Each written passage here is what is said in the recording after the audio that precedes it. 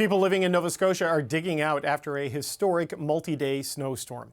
After the province called for help to deal with the record snowfall, the federal government is responding.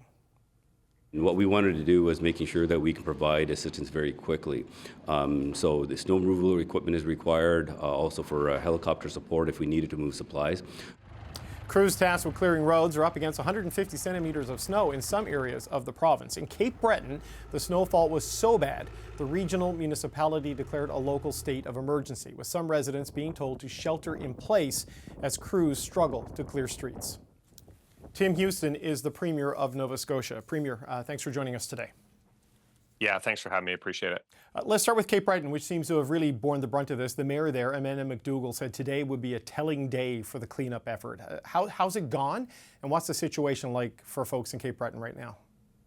Yeah, I think, well, the storm was really intense across kind of Pictou County, Antigonish County, Guysborough, and then into Cape Breton as well. For sure, it was intense across that whole region. Some areas up to 100 centimeters. Hard to get a real accurate count on how deep it is, especially when you have the massive drifting and stuff. But lots of snow, and it's heavy, and it's we're just urging people to be careful. But there's lots of gear on the road. There's about 400 plows out on the road, gear on the road, almost 1,000 people just round the clock just trying to get the snow cleaned up. But we'll dig out. But certainly this was definitely a historic storm in a chain of events we've had here in Nova Scotia for sure. But we'll get through it. We'll dig out. But an awful lot of snow. We got walloped for sure. So 400 plows, 1,000 people, and still really not enough, right? So you've made a request to the feds for some help. Ottawa has approved a request for additional support. What exactly are you expecting, and how quickly will it arrive? Yeah, so we're not shy about asking for help in these types of natural disasters for sure.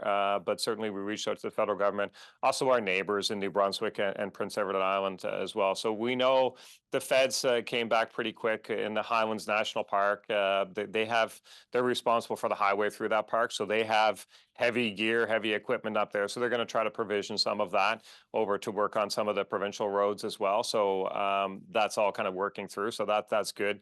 New Brunswick as well has provisioned, I think, three of the kind of the double-winged huge plows and 6 operators so that they can come down here and go 24 hours, just keep rolling. Prince Edward Island digging out themselves as well, but I know they've always been there to help as well. So our neighboring provinces and the federal government will be there. But look, we still know it's going to take days. I mean, there'll be the major highways will get cleared, and then the secondary trunks, and then some of the smaller local roads. It's going to be days. So we're just asking people to be patient, be safe, and be mindful. They want to jump and spring into action and help dig out their neighbors and their friends. But this is heavy snow too, so we just urge people to be patient, but be careful. Okay, you mentioned that the major highways and the main roads will get dealt with for obvious reasons, but it's the side roads in the smaller communities that are always a challenge in moments like this. It limits ambulance access, for example, and other things like this. What's your big safety concern at the moment, Premier? Yeah, home care support, making sure people can get in to get their regular scheduled home care. I mean, that's been kind of on hold really for a couple of days already, just throughout the storm. But during a snowstorm, an event like this, there's a regular plow route that the Public Works would follow. But under the circumstances, of course, we're changing away from that and prioritizing. So we're working with organizations like the VON to make sure we understand the priorities with EHS, which is our ambulance system. Our EHS did over 500 calls yesterday, so they are out there. They're getting out there. We still encourage people to call 911 when necessary, and we'll do what we can to prioritize those calls, of course. But it'll take time. You're right. In the rural areas, I mean, some of these roads will take, as I said, days. But we see people. We see that blue noser spirit. People spring into action. Anyone with a plow is trying to help people. So we just ask them to do that in a safe fashion. You kind of joked off the top that you're not shy of asking the federal government for help, because we've talked a lot about fires and floods and now storms that keep hitting your province. I mean, does this string of weather-related challenges and disasters you're dealing with change what you have to do as a government in terms of planning, preparation, and how you structure some of your operations? A little bit. I mean, certainly we've been responsive, as you say, with a hurricane, with those devastating fires, or terrible fires and floods. Loss of life in the floods was pretty heartbreaking for everyone. And now the snow event now. But look, everybody rolls up their sleeves and gets to work when this happens. But it changes how we plan things. If you think about after the fires, and we really asked the question, what we have in firefighting gear, helicopters, should we have fixed wings, all these types of things. As we look out into the future, we take an inventory of what we have and will it get the job done. But look, the equipment we can lean on people, borrow people. Then we also support them when the time comes. The equipment is part of it.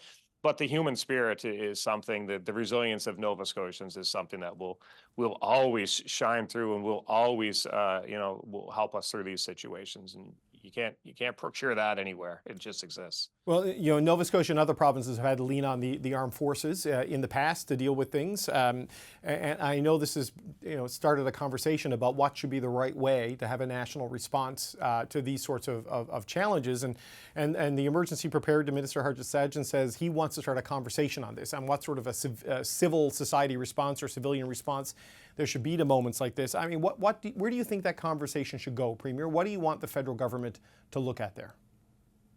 Yeah, it's an important discussion, and certainly, in Nova Scotia here we have a strong military tradition. If we talk about it, the proportionate number per capita, the service commitment from Nova Scotians is very strong. I myself grew up in a military family, so I understand that the life of service through the military. So where you have those resources in the province already, through Shearwater or CFB Greenwood to CP Halifax, we have resources in the province. I think that's a factor as well. They live in our communities, and the people that are enlisted, they want to step up and help too. So let's make sure that we have a common sense approach to mobilizing that. And Nova Scotia would be no different than any other province. So where the resources are already in the province, we should have a kind of a straightforward way to allow them to help, because they want to help too. So it's an important discussion, but these are all levels of government, just people helping people. That's how we get through these things. So we don't need a whole bunch of bureaucracy and a bunch of procedures per se. We just need common sense where we enable people to help each other. That's all we need. Nova Scotia Premier Tim Houston, thanks for the time. Good luck with the cleanup. I hope everyone stays safe. Thanks, sir. I appreciate it. Thanks for having me.